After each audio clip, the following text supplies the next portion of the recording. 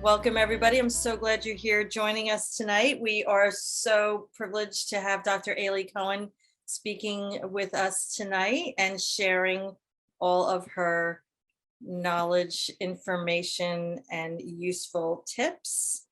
Dr. Aly Cohen is triple board certified in internal medicine, rheumatology, and integrative medicine. She's also a trained specialist in environmental health. She specializes in a variety of rheumatologist ailments, as well as mental health issues, migraines, dementia prevention, diabetes, high blood pressure, elevated cholesterol, obesity, and women's and children's health. So I know she has a lot of things to cover, so I'm just pleased to introduce her, and let's get started. First of all, to get started in how really briefly how I got into this was certainly not by choice. I'll be honest with you. I started learning about environmental chemicals and the potential harm of environmental chemicals after my dog, who is a golden retriever, about 12 years ago. I write about it in the intro of this book in more detail, how he became sick. And I had no idea why, because he was young. He was 4 years old, and he almost, out of nowhere became ill, and immediately found out that he had autoimmune hepatitis, which for a dog is crazy rare, especially in that breed. And as I started to wonder how this beautiful dog could get sick with such a horrible disease, which, by the way, I take care of autoimmune diseases in humans, so the irony was pretty deep. I started to explore things that came into his life, whether it was drinking water or his toys, his plastic rubber toys, whether it was his dog food, whether it was contaminated, flea and tick collar, everything that touched his body or got into his body became my focus. And the more I unraveled about the lack of regulation in pet toys and in drinking water and in certain pet foods, the more I realized how little is protecting humans from environmental chemicals in food, in water, in our personal care products, cleaning products, cooking ware, textiles, food packaging, which we're going to get into later. And so it really opened up a 12-year journey, a Pandora's box of understanding what we're really living in. And it was quite shocking and quite a, kind of a steep climb up because I'm a physician, and I'd never heard in all my years of training and all my years of practicing anything in the medical literature, no medical journals that I read every week, nothing about how environment affects health. So to me, it was really trying to figure out if this is true. So that being said, I reached out to the people who were writing the medical journals, the articles in the medical literature. And I started to go to the sources of the research and to really believe or know that this stuff is true. So I'll share with you some very, very basic information to get going. So in the United States, we have pretty much no regulation when it comes to over 95,000 chemicals currently on the market in our products that are allowed for industrial use in cosmetics, personal care, even the food industry, believe it or not. We have thousands of chemicals that are either grandfathered in under the heading of generally regarded as safe, such as GRAS, but there's no required testing for even food additives in our food industry. There are no required testing for safety or toxicity of personal care product ingredients, cleaning products. The only oversight we have in this country is the FDA, which for medications. And maybe you could argue USDA organic regulations for food. And that is it. And when it took years to understand this, we have, like I said, over 95,000 chemicals currently being allowed to be used. We have over 15 polymers that are patented per week. We have over 1,000 new chemicals added per year, compounds that are even, variations of previous chemicals that may have been reduced or banned, such as BPA. My cat is in the background. So for instance, BPA was taken out of baby bottles, plastic baby bottles in 2012. That is the only place it was removed, that in certain sports bottles in 2012 because of its risk to hormone disruption. However, it was unable to be removed from almost any of the thousands and thousands of products that we currently use today, including the lining of all canned foods is lined with a plastic lining that contains BPA.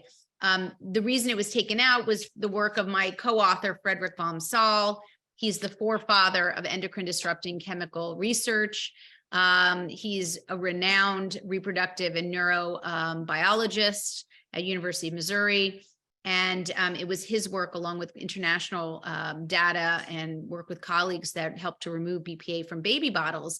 But again, this is one of the highest production volume chemicals around the world. And it still remains in a vast majority of our products, particularly products to make them hard, plastics hard, whereas the chemicals called phthalates as a class are generally used to make plastics soft and bendable, like our phone cases, maybe my glasses, what else? Vinyl is considered part of the phthalate group, and that's used for shower curtains, for vinyl flooring, for PVC piping, for all the piping that goes from the water treatment plants to our homes. If you don't have lead, you now have PVC piping. So, the idea is that we are very accustomed to these chemicals. They are in everything we love. They're very hard to remove from our lives because they've been embedded into our culture.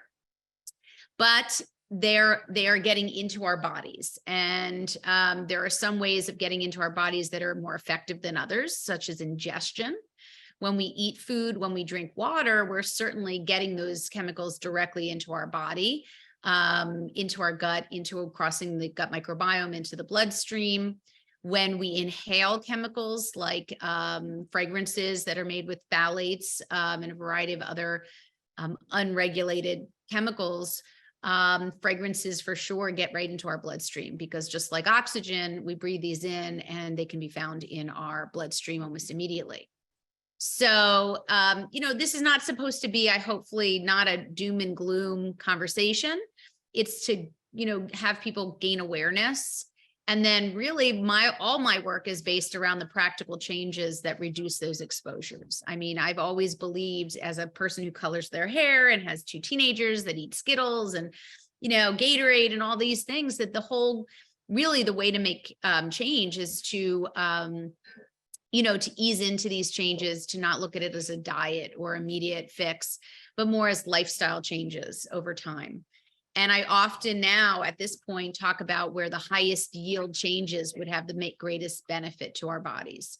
So in terms of volume, most of these chemicals, or many of these chemicals, get through our body through ingestion. So I aim at teaching people, high school, college patients, about reducing chemicals in food. So reducing processed food or ultra processed foods, trying to move towards USDA organic labeled foods, because that is one of the only regulations, so to speak, that we have that has teeth in this country, in our food system. That was set up, I think, in 1982, and removes it does not allow for genetically modified ingredients, preservatives that are synthetic, additives that are synthetic.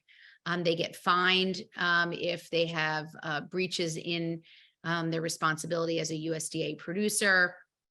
There are thousands of pesticides and fertilizers that are not allowed to be in the soil and the spraying of those produce and those products if they're USDA organic foods.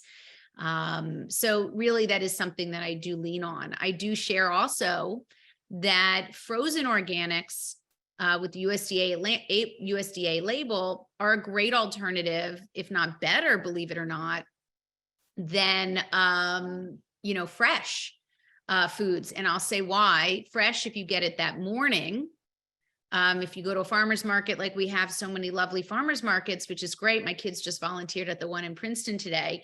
If you go to them, on a daily basis or weekly basis, you're more likely to get real solid, good, nutrient-rich organic foods because they've been picked that morning. However, the food system is not set up for instant gratification. And so most foods that end up in ShopRite or Stop and Shop or McCaffrey's or where have you, they've traveled a very long distance. They may have been even frozen at a temperature to kind of tee them up. Like apples are often done for, say, Whole Foods, just to make sure that there's no break in the manufacturing chain. And so I really do say that frozen organic foods, which are packed kind of instantaneously when they're picked and they're flash frozen, really do have a really, good nutritional value. Of course, I can't speak to every brand and every location, but that's a general rule. And so that kind of takes the argument of organics are too expensive a little bit down, because they are now much more accessible and available across the country in big box stores. So that's a plus. Food packaging is one of the topics I know I wanted to hit on. Marion asked me to speak to. And I think it's one thing to start really working on your food, and that's a heavy lift for a lot of people. I also really, believe our drinking water, which is a 2-hour lecture I give other places, people have to understand really how contaminated our drinking water is. And I just urge people to filter their water in any way they're able to, so as not to, downplay anyone's efforts. But that really, if you go to the extreme of water cleaning that you're, accessible to, is reverse osmosis is a now cost-effective way to clean water. And you can get that in your sink, under your kitchen sink. I have one here. I have one at the office, because they're now like $275 for a vetted reverse osmosis, and about $130, $40 for a plumber to put it in your home in an hour. And so that's $400 up front, but that lasts for 10 years, and cartridges are like $30, $40 a year to replace. So to me, that upfront cost can save really hundreds, if not thousands of dollars in plastic water bottles that people bring home, in, drop-in carbon block, Brita filters. There's replacement cartridges that are quite pricey. So that's just the system I kind of feel would be helpful for people's water system.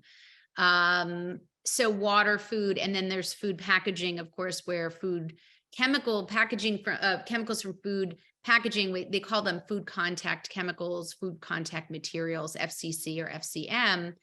These are chemicals that our food is packaged in, stored in, or even cooked in, that can transfer or migrate from those materials into the food you're cooking.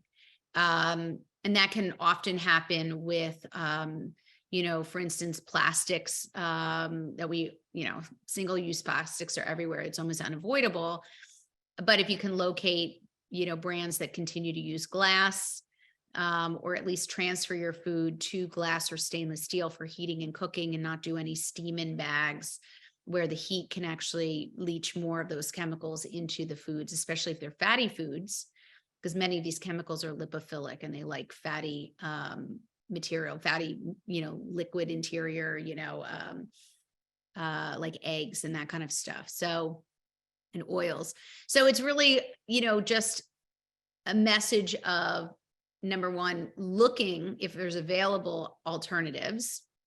I spend a lot of time posting. I don't know if any of you guys are on social media, but I have a platform called The Smart Human on Facebook, The Smart Human on Twitter, Instagram, podcast I have, if you're interested in podcasts, and thesmarthuman.com, which has all my podcasts that I record. The Smart Human, the purpose of it is really to give people nuggets of great information that's practical and usable. And that covers health and wellness, but chemicals, sustainability, mental health, everything that I think is just really useful. And so really, I just like to educate on these topics. But when I talk about things like food packaging, I'll usually just kind of show an object or start off with something interesting, an article, and then I'll kind of go into the problem. And then what are the practical resources or, ideas in order to make a swap, so that you keep it positive and feel empowered. So, but food packaging is something that we have very little control over. And I like to stay away from too much worry over things you can't control and focus on the things you can control. So if you're, we order soup.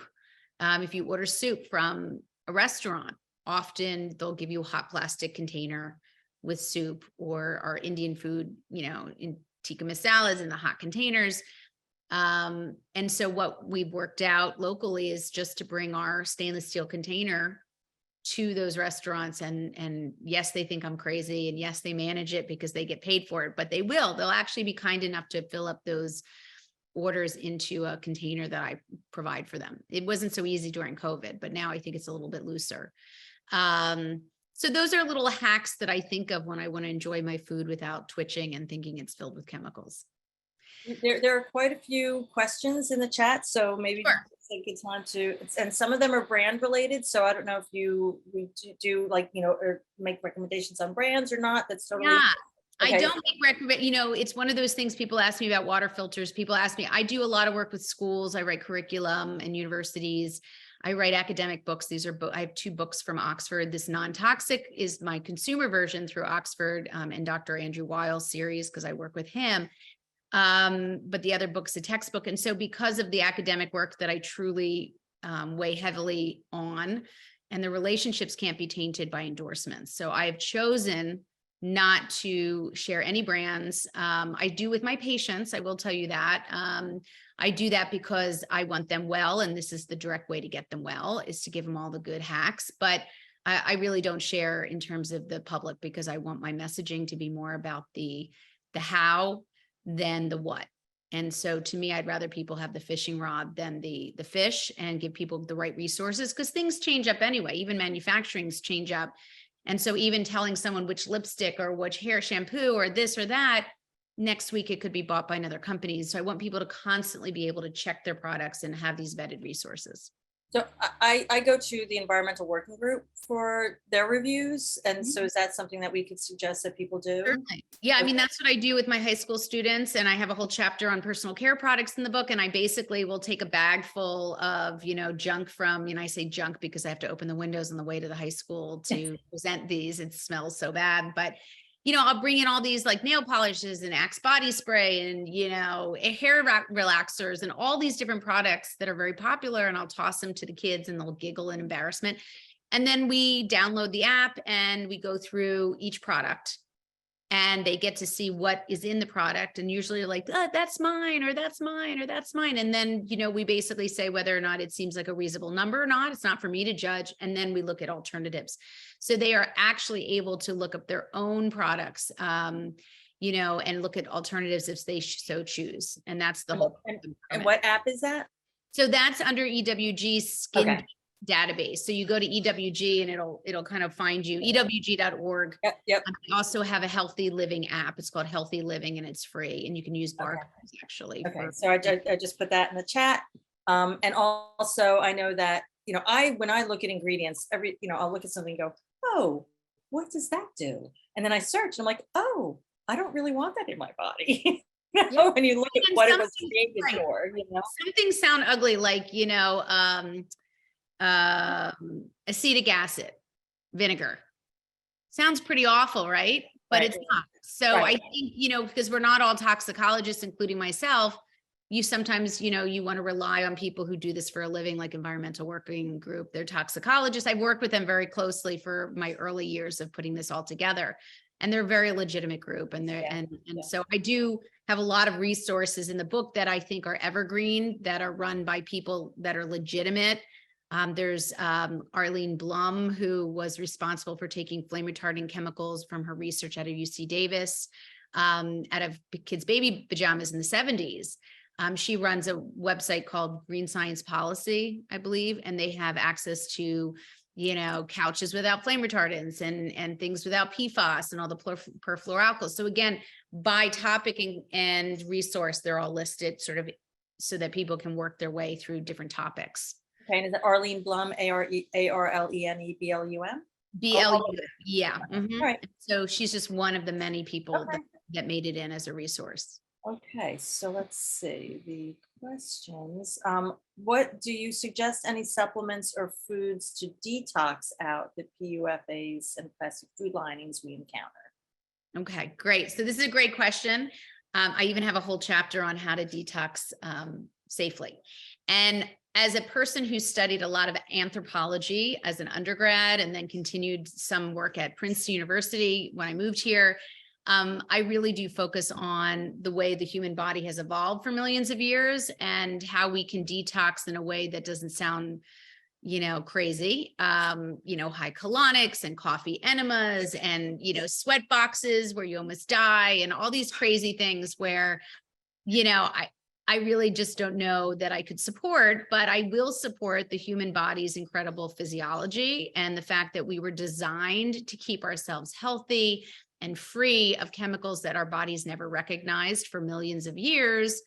And so sweating is a key component of that, whether it's, in a sauna, conventional sauna, I prefer, whether it's exercising. If you can't exercise, for many of my rheumatology patients, they're very limited in mobility.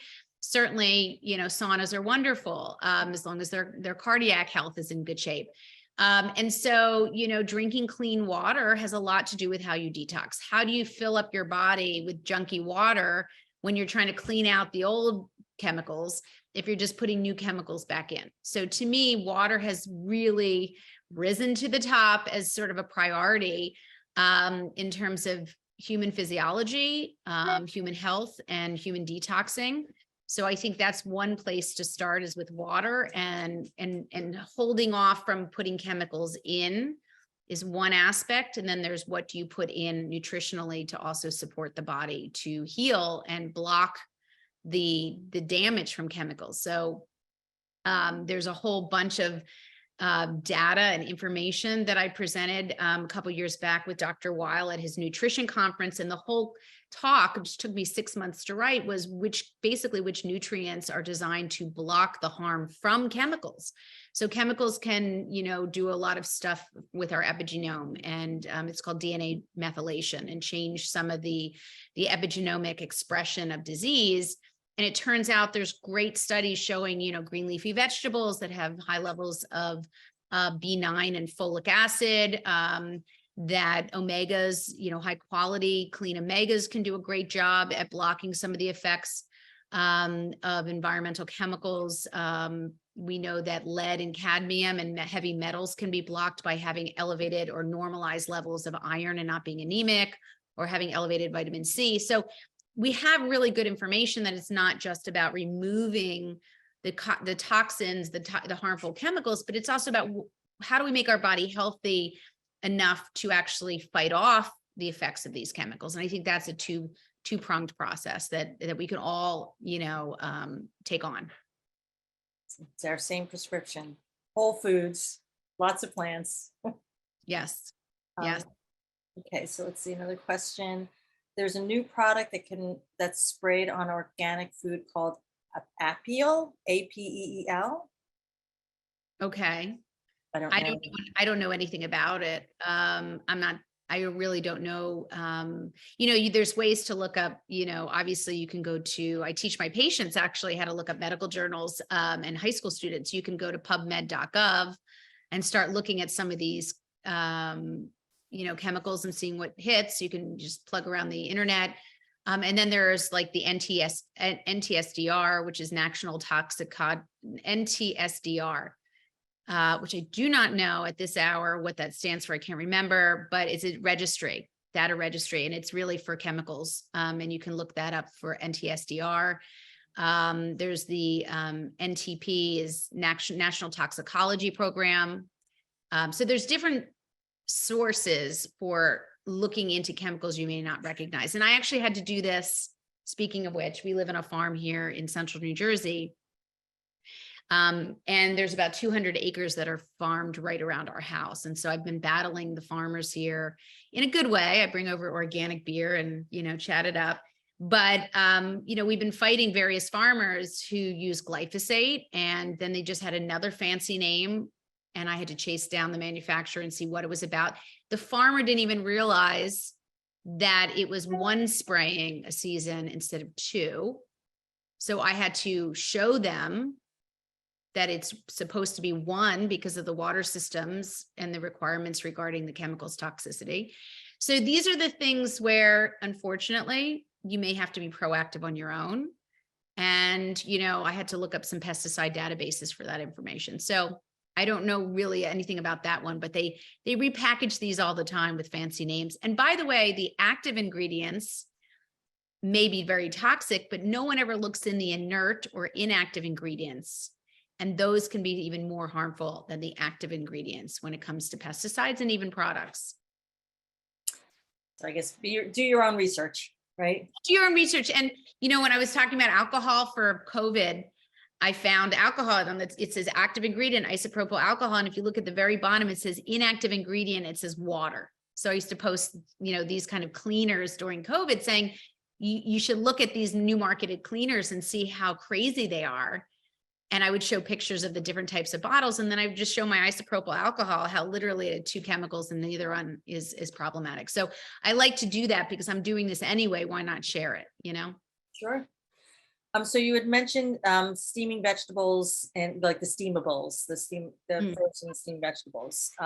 That's a problem that we should be aware of. Yeah, it takes one extra step. Just take anything out of a steam bag and put it into glass or stainless steel. One extra step, it's a no-brainer, becomes literally like part of your whole culture. I couldn't even imagine heating plastics anymore because I'm so far from that.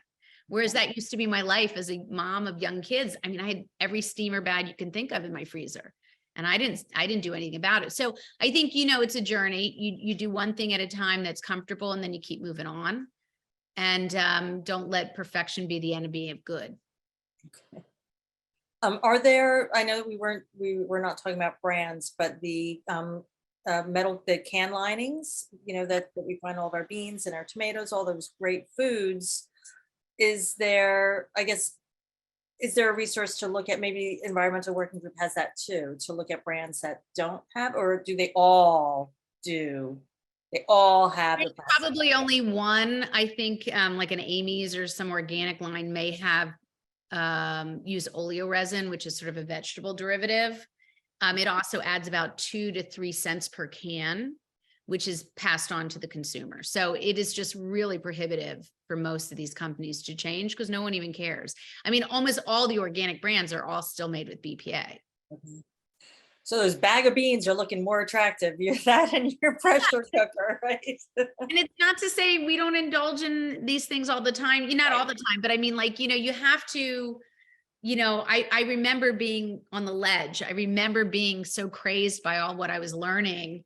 And over 10 years, I've gone from here and I'm now down to here again, because I feel like the more crazy you are, the more it keeps you from doing good work. So I think stick with one thing at a time, do it well, feel good about it, and move on, and not really be overwhelmed by ripping up your house all at once. And I think this is also the concept of nutritional harm reduction, right? If you're eating those healthy food ingredients and you're cooking on your own, you may not be able to do things perfectly. Absolutely. Do the best you can. I'm struggling as, with these 2 teenagers, it's impossible. So they're out of control. Well, they're having cologne swaps, they're hiding cologne in like middle school. They're like, it's like the funniest thing I've ever seen. But I mean, this is phthalates and all. I said, look at these books. How many books do I have to write to show you this is not good for you? It's like a joke. So, if I can't win at this age, I mean, hopefully as they get older, they'll sort of absorb a little bit of what I've said or what they might have learned. But look, we're all human. And so that's why I put that piece in. It's like, it's a journey. And I've just found more success with my patients, with myself, with my kids, when you do it in a slow, reasonable, non-judgmental way. Okay, let's see. Does the county agricultural agent support you when working to educate the farmers? Somebody likes your approach of really talking directly to the farmers. Does the county agricultural agent support you? I mean, I've never reached out to anyone but directly to farmers on a human level, because we live in a town of a lot of farmers. I say this joke, it's not even that funny, but I say, I go up to these farmers and some of them, and they're in their 90s. And I say, if they're, I say, it'd be great to change out. And I, explain to them what this might do and all this. And they're like, oh, I'm 90, I'm doing great. I said, yeah, but you're on your 3rd wife. I'm like, these are the kind of stories that I hear, because people are not realizing, like, it's not just the farm. We're all genetically different. We all have the potential to get sick. Maybe they haven't gotten sick, even though they're working with these chemicals, but maybe around them people have. So I really think that it's one of those things. It's sort of a dance between your lifestyle, your genetics, and your exposures. But when it comes to the, the farmers, I've always felt that working, one by one with them and kind of educating, and it did make a difference with the farmer for our fields, and they did spray less, spray different. I got them off of chlorpyrifos. They was supposed to be the second choice. I mean, but it doesn't always work. Now the farmer that's renting a piece of that land really wants nothing to do with me, and I'm okay because I understand that, but I have no rights. So, this is their land or their rental. So, I mean, listen, you have to work. And what I have asked, and which is a requirement by New Jersey state law, is that they have to give us a heads up when they're spraying, because we have the right to take our pets inside and to move to another area, a hotel, or just be out for the day. And so out of respect and out of concern, I know that that's part of New Jersey law. If you request that, you should be able to get that information. Which reminds me, I have to go ahead and do that because there's going to be some some summer spraying soon. So, I think it's just a matter of being a good neighbor. Right. Well, it's just somebody asked if a can states that it has a non-BPA lining, is that considered safe? Or is that just not BPA? It could be something else. Correct. So as I talk a lot, actually, Fred, my co-author, this is his baby. So, I mean, he did a lot of writing for the component of BPA, which is brilliant.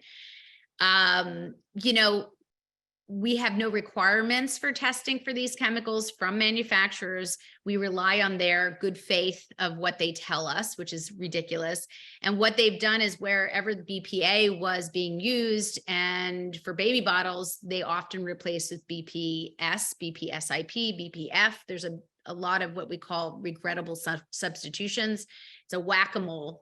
And essentially, it's just bad marketing to have BPA in any products for people who remember that it was taken out of baby bottles. So people will say no BPA, but it doesn't mean that there's not any number of other, compounds that are just ever so slightly different. But BPS, for instance, a lot of new data showing that it's just as bad, if not worse than BPA.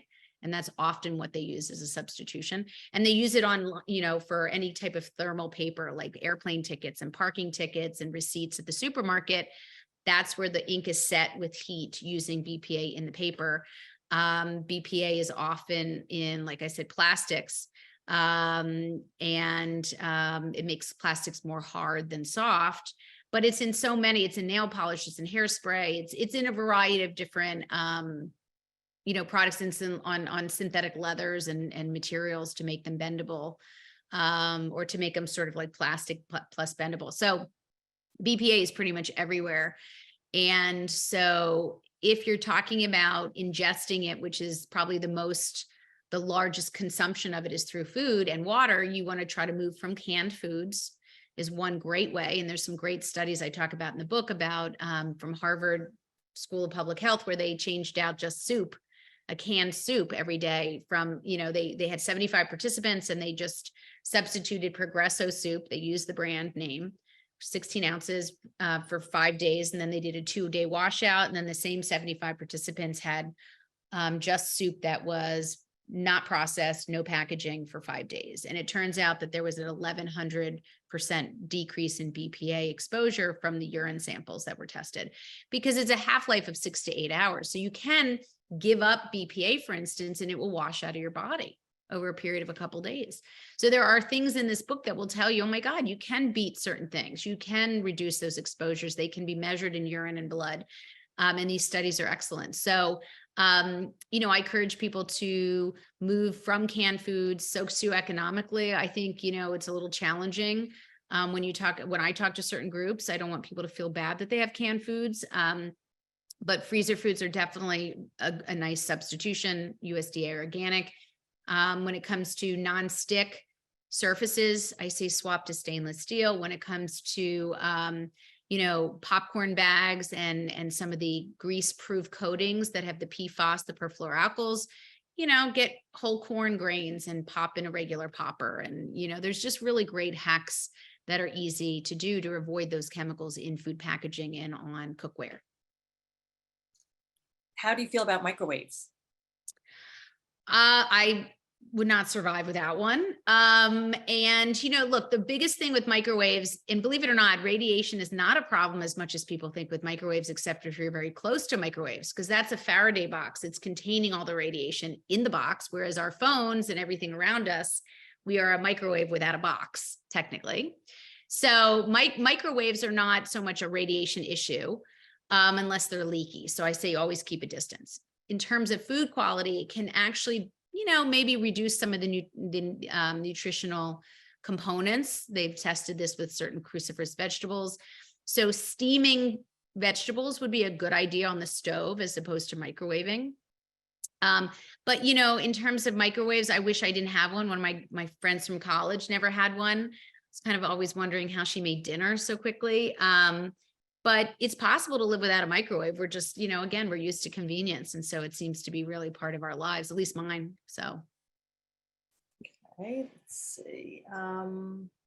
Is there a test that somebody could have to see what chemicals you might have in your body? And do we need to do that? I mean, the question, I've come full circle on this. I used to test myself a lot. And I would make a change interestingly enough, I did a chocolate test on myself in the fall, in December, after Consumer Reports came out with a whole list of organic and non-organic dark chocolate that was found to have high levels of cadmium and lead. And I posted on this around that time, and I had actually just eaten a huge bar of Icelandic dark chocolate that my girlfriend had bought me from her trip to Iceland. And I was eating it all during December. And then I'm like, see this report. I'm like, oh, I'll just go get my levels checked for cadmium and lead. And sure enough, my cadmium level was super high, and I've always tested it and it's never been high. So, what I say to patients is save your money. Don't spend on, I do these tests for patients, right? This is my job and I have them available, but I don't push it because I tell everyone we're all contaminated. We're done. You're contaminated. Let's move on. Let's figure out the solution, because that could be a $700 test, $500 test. I would rather you spend that money on an RO filter, reverse osmosis filter, or 3 months of great organic food, or a membership to a gym that has a sauna, or, a new pair of sneakers to go running. To me, I just think that understanding every one of those chemicals and where they might be coming from is very variable in terms of not only where we get it, how often we get it, whether that chemical breaks down or not, whether it's found in blood, breast milk, urine, whether or not it has a half-life of 8 hours versus perfluoroalkyls, which are often weeks. Why does it matter? They're in you. And I think it's best to really, it's worrisome when it comes to heavy metals. I do test that on every patient regularly through LabCorp and, Quest, whatever these are, you can ask your doctor. But they often would be afraid to order it at it, but they don't give me pushback financially on any of that testing. That to me is okay, because that's where I catch, smokers to get them to stop smoking, or I'll catch someone who's occupationally exposed to benzene or mercury or have high arsenic levels. I do catch those. But that comes with an environmental history that I think is quite important, and most doctors are not prepared to ask those questions. Okay, so there's still several questions, but I want to see if there's anything else that you wanted to share with us before we get back into questions. We have about 15 minutes left. Okay, well, I looked into my book because I forgot what I'd written about. Let's see. So I wanted to give you a couple of fun things to, be aware of. So the plastics resins codes was designed in like 1988, and it was designed by the plastic recycling world to save money on plastics. So that's the little triangles underneath, plastic containers that have like a 1, 2, 3, 4, 5, 6, 7. And you can look these up on the internet, right? Just look up plastic resins codes. And I have them in my book because I wanted people to know that even though they didn't set that up for us and our safety, God forbid, that we can use it to our advantage, because 1 and 2 and 5 are generally safe plastics in terms of what you buy your products in. And 5 is styrofoam, which I would stay away from because of its risk for, styrene, for cancer risk and a variety of other health issues. 7 in a triangle is typically BPA or its substitutions, and 3 is vinyl. So I usually stay away from 3. I think it's 3, 6. I'm sorry, 3, 6, and 7. 6 is styrofoam. 5 is okay. So it's 1, 2, and 5 are good. 3, 6, and 7 I stay away from. And all of that, like I said, it's in the book, but I want people to have access to that online if they want to look those up. Okay. All right. So I just put in the chat, we had a blog post that that Amy Frankel wrote for us about cookware. Mhm. So that's available. I just put that link, and then, as you know, there's also in Dr. Cohen's book. And for people who weren't here in the very beginning, we are giving away 2 copies of Dr. Cohen's book, Non-Toxic. If you put your name in the chat, we will include you in the drawing for that. You have to be here you have to be in it to win it. So it's this way I'll know who was actually here versus people who signed up but are getting the recording later. Let's see what other questions.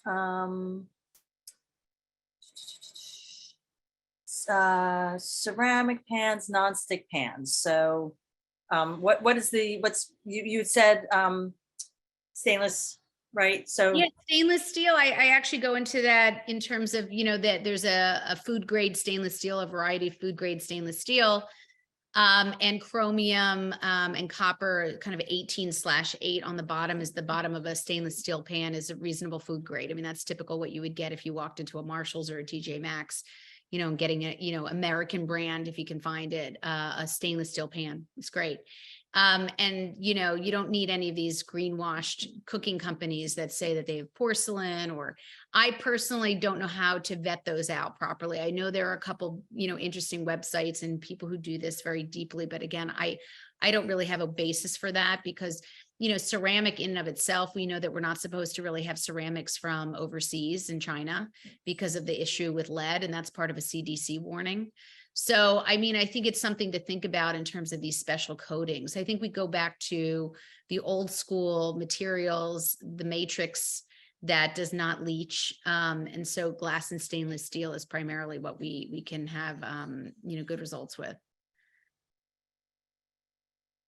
I know when I choose some products that I'm buying, if it has like a really nice glass jar that I can reuse, I'm like, oh, and then I get the jar. So it might be $1 more, but I get a jar. All right. Emily read that air fryers produce some toxic chemicals. Do you know anything about the air fryers? I don't. I was thinking about getting an air fryer. I don't cook, which is really funny. My husband's in the other room and he does most of the cooking. But my worry about air fryers is the material that they're made with, just like with, what do they not the air cookers, the ones that pressure cookers. I worry about the interior, right? It's like having a stainless steel drinking bottle and you look inside, it's plastic on the inside. So I really do work, or sous vide. I know I wrote about that in the book. There's a lot of contraptions that have an interior of plastic or non-stick material. And that's kind of where I worry. Now, I don't know much about in terms of any gases that come off of any of these things, but again, kind of going back to old school cooking, going back to old school sauna, cleaning with cleaner materials. I mean, I really think that we've gotten into a place of convenience that is going to just kind of come back to haunt us a little bit. So I'm moving very much towards the old school process for everything. And the body wants to heal, right? The body wants to heal. Is it okay to drink township water that's treated with fluoride and chlorine? So fluoride is a poison. I will say that from Fred's mouth to my mouth to you guys. It's not really a good substance, fluoride. It can be given to children for their teeth topically if you want to, but generally we shouldn't be ingesting fluoride. It has a halogen that competes with thyroid gland, with iodine, which is part of our thyroxine hormone. So really we want to avoid iodine. And so one of the reasons I say, municipal tap, if you can filter it in any way. And like I said, people have options of, refrigerator doors, which are carbon block, activated carbon, or filters through a pitcher or on their faucet. That's still better than nothing. Absolutely. And you can kind of move your way into anything that's more kind of aggressive, like a reverse osmosis over time. But I would say that filtering your water the intention is to get off not only fluoride, but literally thousands of manufacturing chemicals. Sewage turns into drinking water. Municipal water treatment plants use sewage, and any kind of runoff. Flooding can affect the contaminants. And I go into this in detail and have a really great image of all the different, dead animals and, waste material and, intentional additives like fluoride, but really we don't want them in our water. PVC piping chemicals, obviously, how does water get to our home? It goes through miles and miles of PVC piping. So to me, you want to fix your water at the point of use, which is your tap, whichever way you do it. So, and wells have their own issues, but again, filters can do that at the tap. Okay. Let's see. I guess again, one of these labeling things when the big food, big organic, large food producers are saying that their chickens are organic versus your local farmer with organic chickens. Like, is there, the local farmer would tell you that theirs are better. I think you just have to have relationships with your farmers and try to get a better idea. I would never call anyone a liar. I think that the organic certification is an incredibly hard, I would say level to be at in terms of oversight and costs. And a lot of farmers do just as well as organic farming, but just don't have the money to get certified. And I've heard that from some local farms, actually, with really reasonable farmers. So the idea is that, if you're going to buy locally, just investigate, just ask, just try to find out a little bit more about their process. But we often buy, packaged chicken because of time and cost in life that, we just don't want to have antibiotics in there and a bunch of no's. And then we wash our chicken off because of the plastic chemicals that they come in so that we don't have that added to our food, our food for the dinner. So, I think there's a lot of different ways you can intervene in that chemical exposure. But having local farmers that do it right and supporting farmers, even non-organic, that do it right, I think that's really important because it motivates them to do better work and keep going so that we have a variety of options in our food system. Okay. Let's see. A question about the bottled spring water and the glass bottle sold at Whole Earth. I don't know what that brand is, but But you can now, and I did this at the airport. Again, I post a lot on Instagram and Facebook and Twitter and all of these posts that really, I went to the airport and I was choosing between waters in the airport and you could see ingredients and it tells you where they're getting their water from. Is it distilled? Is it reverse osmosis? Is it municipal? I think until you know to look, you wouldn't look, but you can make better choices just by understanding where to look and what to look for. And that's kind of the goal of everything I post on. And of course, this book is all about, hacking the system and figuring out what's a better choice. So I can't speak to any one brand, but anything in plastic, obviously you don't know where it's traveled. You don't know where it's been stored for 6 years before it ends up in your refrigerator. And so again, plastics don't help the earth. So my real feeling is reverse osmosis or something in your home is far better, not only in terms of having the practical use of it and filling up in glass and stainless steel before leaving your home, but it also contributes less to the world's plastic disaster. So, and not only that, for your body's plastics load. So to me, I think it's just a good idea to get a system set up. So again, closer to home. If you're doing things at home, you're in more control of everything that you're putting into your body. Let's see. I know, Carol, you'd asked about glyphosate in cereal. I can answer that. Cereals are hyper-processed food. It's a hyper-processed food. It doesn't matter what the label says, how healthy they say it is. I think that most cereals are hyper-processed foods. So, and we know that there's brands that we have trusted for years, and what the findings are in a lot of these wheat products is just not good. So, oatmeal, but again, watching your brands. Let's see. Shouldn't reverse osmosis water be used with concentrated mineral drops? So reverse osmosis takes off everything, because it's Okay. by size of the compound that's going through it, whether it's bacteria, virus, or PFAS, or phthalates, or sewage. It's pore size of the material. So everything comes off, and that's needed.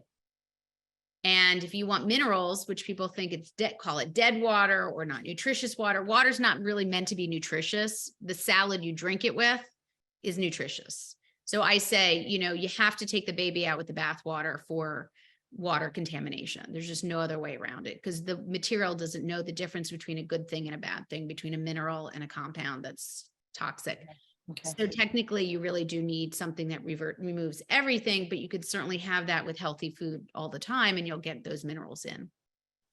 So if there might be some other questions, but I think that a couple of people have asked, how did you get to the point that you're at with knowing as much as you do and having an active family and knowing, like just how, what is it, if you could give that advice to us about how to keep ourselves sane and in control, but not so much that we feel paralyzed? Great question. And again, that is the message throughout this book. I have the serenity prayer as my first quote in the book. And knowing what you can control, knowing the difference between what you can and can't control. So like I said, this has been a journey of almost 12 or 13 years. And it's been like from crazy, oh my God, and ripping this house apart slowly but surely to, I live in a world where I can't control everything I move through. I was just at a conference. I mean, everything about that trip was gross, from, the airplane to the food access to the plastic containers to the, the phthalates and fragrance of my cleaning my room when I walked into it. I mean, everything was toxic. When I came home, I was like in a sauna for 3 days, and drank clean water. But, listen, this is life and you can only correct, you can only fix what you can fix. But what I look at it as a realist is, by volume, water makes the most sense to me. By volume into our bodies, food makes the most sense to me. Figuring out cosmetics and personal care products takes nothing to really do and work through. And that's another exposure is on your skin. Intravaginally, having, organic tampons and feminine care products is another thing I share with high school students and college students. You don't want those chemicals internally because that's a great area of absorption into the body as a sponge. So when you start to kind of survey your body and where you move through, there's so much you can do that you never even thought to think of until you kind of know. So when you know more, you do better. And I think that if you just keep working through different aspects of your life, we don't have a whole drawer of air fresheners anymore. That was an easy, just dump the whole drawer. I don't get all the samples from the cosmetics department of the mall like we used to collect, and have bags of Clinique and bags of this and bags that. I don't have any of that because you really need to individually check each product. Not that I wear a lot, but it's all doable if you want to put the time in. But I think, again, it's a journey. You do it slowly, but by volume, that has been my focus more than anything is where can we make the most dent in exposures and how can we do that the least costly and the most effectively? Well, this has been really helpful, eye-opening, and really appreciate you taking the time with us tonight. And everybody, I will be sending you the recording of this presentation, and I'll let you know the 2 lucky winners of the book. And we hope to have you back on soon, or whenever you have something else you're ready to share. I have one ask. Can I have one ask? Absolutely. Okay, so the Smart Human, as I mentioned, is really my baby, my platform for education. I don't sell anything. I don't endorse anything. It's squeaky clean. And it really does get me a lot of opportunities like grants and public speaking based on the numbers. And so the following always really matters. So if anyone wants to learn more, but also support the work in education, all of the platforms work, but Facebook happens to be one of the best I'm almost, I think at 52,000 just hustling. I don't pay for PR. So if anyone feels compelled to follow on Facebook, but even better to invite their friends, invite their whole Facebook list if they feel compelled. It's like asking 400 people without me having to beg each one. So to me, that's really the best PR ever is just if people feel compelled to invite, to join and follow, but also invite others, especially on Facebook, if I don't mind asking. Absolutely. If we felt that you were appropriate for our audience, we feel you're appropriate for everybody's audience. So that's wonderful. Wonderful. Yes. Please share about the Smart Human because, humans are human. My pleasure. And I hope people got something out of this. And I hope I didn't scare people too much because it's a balance between being proactive and not being, again, paralyzed. Like one of the listeners is mentioning, you want to find just a happy medium where you can get things done and know that you're making a difference without feeling like it's just, throw up your hands and forget it. because we do have empowerment over our bodies and our risk for all sorts of disease presentations. And we can certainly modify that with our lifestyle. So this is just one component of our lifestyle. Right. And the moral of the story, drink more water. Water. Filtered water. Yeah, filtered water. Okay. So thank you guys. All right, everybody. Thank you so much. Oh, and your book is available where all books are sold, right? Yeah, it's on Amazon, amongst other small booksellers, but yeah, it's available. And I hope people, I mean, there's recipes in there. And actually, you should know all my recipes come Yeah, from. that's right. That's right. That's right. I have about 30, 40 recipes in the back that while Dor was alive, worked on that with me. So God love her. Yeah, absolutely. I have recipes for personal care products, for cleaning products. They're very simple. They're not difficult and they're all vetted. So yeah, it's for anyone, whether you buy stuff or you make stuff, it's really for everyone and all your choices. Okay. All right. Thank you so much, Aly Cohen, and smart human. Everybody have a good night. You're a smart human, but thank you so much. Thank you. Thank you for joining. You were smart to be here. Thank you for joining us. Thanks, Mary, for putting this All right. together. I appreciate Thanks. it. Okay. All right, everybody. Have a good night.